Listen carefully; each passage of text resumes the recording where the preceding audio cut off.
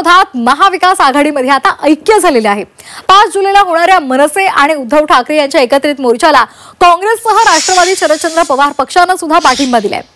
राष्ट्रवादी शरदचंद्र पवार पक्षाचे प्रदेशाध्यक्ष जयंत पाटील यांनी पत्र त्या संदर्भातलं प्रसिद्ध केलेलं आहे आणि त्यांनी 5 जुलैला आपण या मोर्चामध्ये सहभागी होणार असल्याचं म्हटलेलं आहे।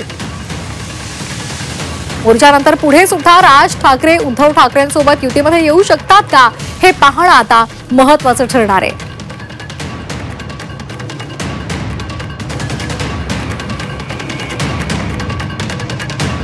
माननीय जयंत पाटील या सगळ्याची माहिती देतील, पण राष्ट्रवादी काँग्रेस पक्ष पूर्ण ताकदीने या मोर्चामध्ये सहभागी होणार आहे। माणुसकीच्या नात्याने शिक्षण आमच्यासाठी अतिशय गंभीर विषय आहे।